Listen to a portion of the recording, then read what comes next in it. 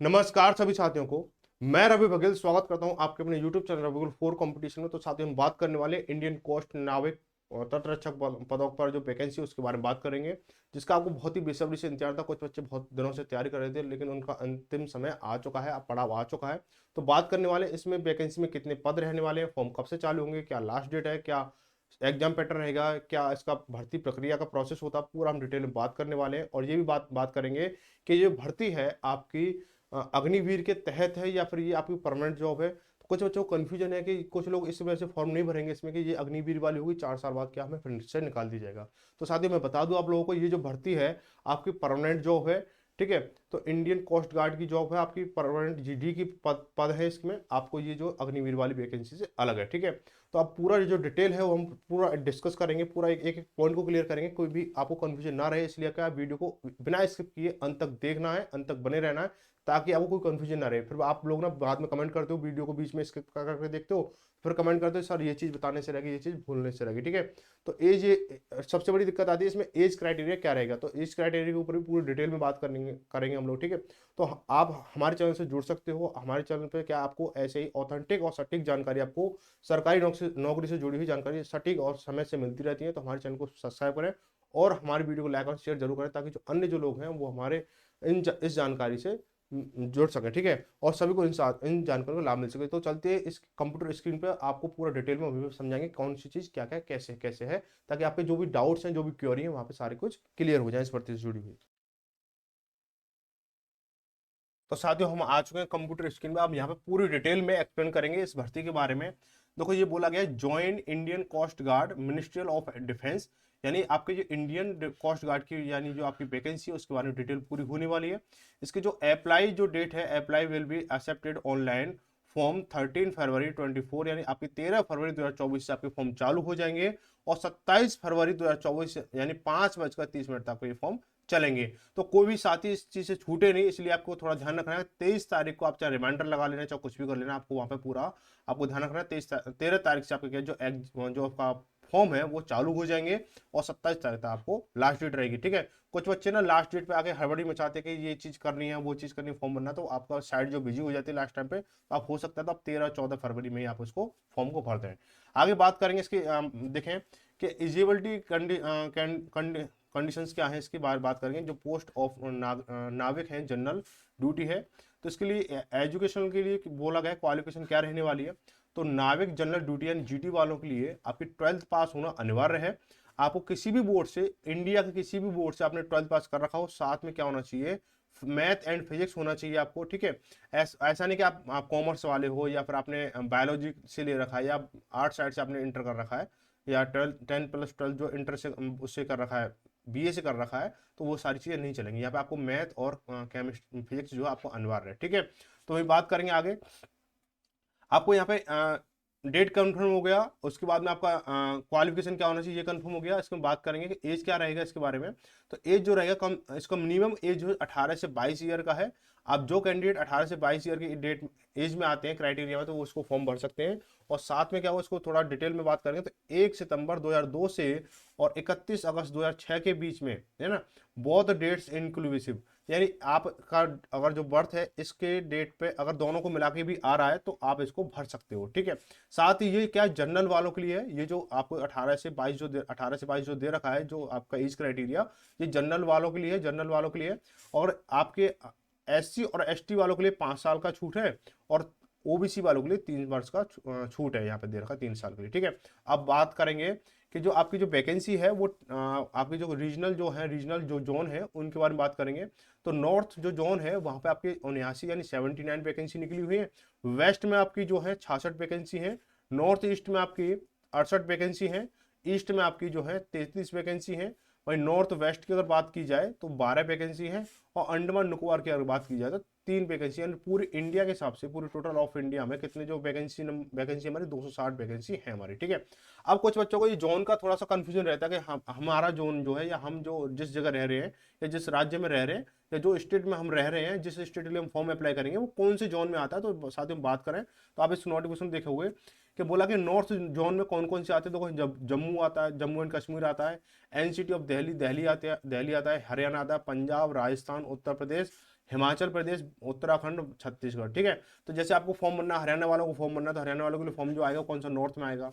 राजस्थान वालों के लिए नॉर्थ में आएगा, उत्तर प्रदेश वालों को नॉर्थ में आएगा। जैसे अब बात किया जैसे छत्तीस जो वेस्ट में कौन कौन से, छत्तीसगढ़ आएगा, महाराष्ट्र आएगा, केरल आएगा, मध्य प्रदेश, कर्नाटक, गोवा, दादरा एंड नागर आ गया, दादरा नागर हवेली आ गया, दमन, ठीक है, दमन द्वीप आ गया, इसका लक्षद्वीप आ गया।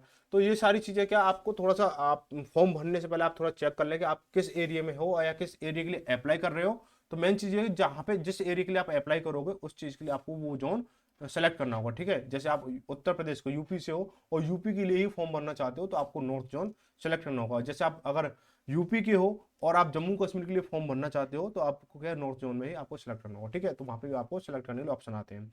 आगे बात करेंगे आपके इसके बारे में, जो आप जैसे फॉर्म भर दोगे उसके बाद में क्या होगा, इसका जो एग्जाम पैटर्न होगा, पहले देखो फॉर्म भरे जाएंगे, फॉर्म भरने के बाद में क्या होगा, आपका एग्जाम होगा, एग्जाम जो सीबीटी बेस्ड होगा, सीबीटी कंप्यूटर बेस्ड टेस्ट होगा। इसके बाद में आपका एक फिजिकल होगा, इसके बाद में आपका डॉक्यूमेंट वेरिफिकेशन होगा, डॉक्यूमेंट वेरिफिकेशन होने के बाद आपका मेडिकल होगा, मेडिकल के बाद आपका ज्वाइनिंग होगा। ठीक है, पूरा प्रोसेस हम समझेंगे, इसको A to Z पूरा प्रोसेस समझने वाले हैं। तो इसके बाद हम देखेंगे कि देखो इसका आपका आ गया ये, देखो ये आपका आ गया एग्जाम का। ठीक है, बायोमेट्रिक रिकॉर्डिंग होगा। ठीक है, तो आपको बायोमेट्रिक होगा, सारी चीज़ें आपको बायोमेट्रिक तो समझते होंगे कि आपका जो फिंगरप्रिंट्स वगैरह हैं जो आपको बायोमेट्रिक यानी इलेक्ट्रॉनिक डिवाइस के लिए द्वारा लिया जाता है। ठीक है, तो यहाँ पे आपका जो ऑनलाइन पेपर होने वाला है, यहाँ पे आपका जो पेपर होगा वो 2 सेक्शन में होगा। जीडी का जो पेपर होगा वो 2 सेक्शन में होगा, पहला और दूसरा। ठीक है, इनके बारे में बात करेंगे। पहले पेपर में आपके 30 नंबर और दूसरे पेपर में आपको 20 नंबर लाना अनिवार्य है, यानी टोटल जो नंबर होगा, क्वेश्चन होंगे, आपको जो पेपर में नंबर लाने 50 क्वेश्चन, 50 नंबर आपको लाने होंगे। यानी जनरल वालों को, ईडब्ल्यूएस और ओबीसी वालों को आपको 50 नंबर लाना अनिवार्य है दोनों पेपरों में, और एससी और एसटी वालों को 27 और 17 यानी 44 नंबर लाना अनिवार्य है टोटल। अब ये जो होगा पासिंग होगा, यानी यहाँ पे जो आपका सिर्फ ये पासिंग है, यहाँ से जो कट ऑफ जो बनेगी थोड़ा सा ऊपर बनेगी। ऐसा नहीं कि आपको 50 नंबर ले आए तो आपका मेरिट में आ जाएगा नाम, यानी ये पासिंग मार्क्स यहाँ से आपको कम से कम इतना लाना अनिवार्य है। तो डिटेल में बात करेंगे, इसे सेक्शन 1 और सेक्शन 2 की बात की जाए तो सेक्शन 1 में आपके जो होंगे, सेक्शन 1 में आपके मैक्सिमम मार्क्स होंगे वो 60 रहेंगे, टाइम रहेगा आपको 45 मिनट रहेगा। टोटल ऑफ क्वेश्चन जो आपके 60 रहेंगे, यानी 60 क्वेश्चन रहेंगे, 60 नंबर के रहेंगे, यानी एक क्वेश्चन 1 नंबर का रहने वाला है। 45 मिनट आपका टाइम दिया जाएगा।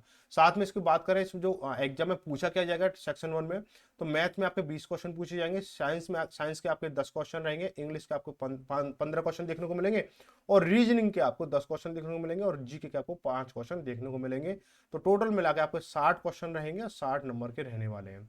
तो वहीं आपको दे दिया गया, पहले बता दिया गया, आपको जनरल ओबीसी और ईडब्ल्यूएस वाले हो तो आपको कम से कम 30 नंबर लाना अनिवार्य है 60 में से। और यहीं आप जो है एससी और एसटी कैंडिडेट हो तो आपको 27 नंबर लाना अनिवार्य है। ठीक है, हालांकि यहाँ से ज्यादा लाने की कोशिश करना जितना ज्यादा आ सके। आपका जो सिलेबस रहेगा इस सेक्शन 1 का जो सिलेबस रहेगा 10th क्लास बेस्ड पर रहेगा। इसके साथ बात की सेक्शन 2 की अगर बात की जाए, सेक्शन 2 जो रहेगा वो आपके 50 मार्क्स का रहेगा। सेक्शन 2 है 50 मार्क्स का रहेगा। 30 मिनट आपको दिए जाएंगे। टोटल नंबर ऑफ क्वेश्चन रहेंगे, यानी प्रश्नों की संख्या 50 रहेगी।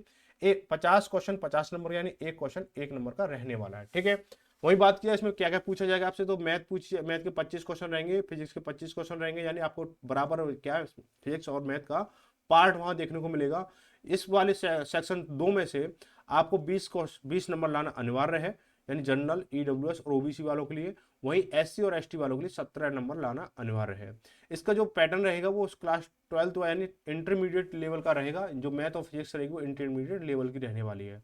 यहाँ पे इस वाली वैकेंसी में आपको इस वाले पद पे जो वैकेंसी आपको नॉर्मलाइजेशन देखने को मिलेगा आपको। ठीक है, नॉर्मलाइजेशन फॉर्मूला ये दे रखा है, कुछ इस तरह से आपका नॉर्मलाइजेशन होगा। तो सारी चीजें आप डिटेल में देख लेंगे, इसके बाद में आप नोटिफिकेशन पढ़ भी सकते हो। इसके बाद जैसे आप इसको CBT 1 को आप क्वालिफाई करोगे तो आपको क्या फिजिकल के लिए बुलाया जाएगा। फिजिकल स्टेज 2 पे जब आओगे आप शॉर्ट लिस्ट हो जाओगे, स्टेज 2 पे आ जाओगे। स्टेज 2 क्या 2 भागों में बटा हुआ है।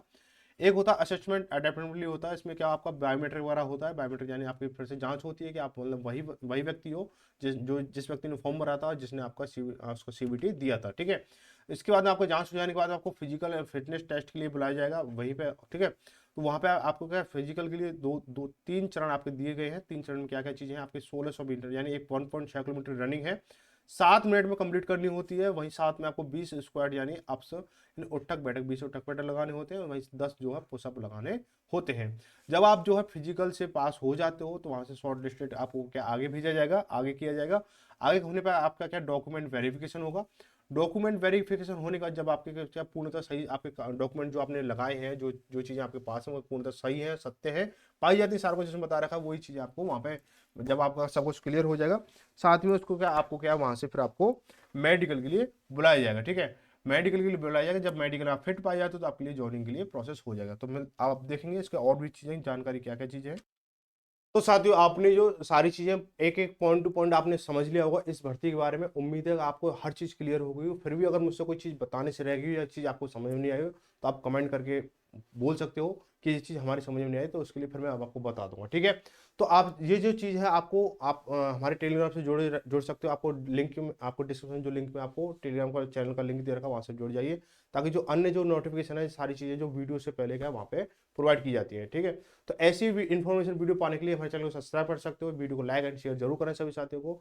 उम्मीद है आपको सारी चीजें समझ में बहुत अच्छे से आएंगी। तो मिलती है किसी अगली खास जानकारी के साथ में एक अगली वीडियो में। तब तक धन्यवाद। जय भारत, जय हिंद।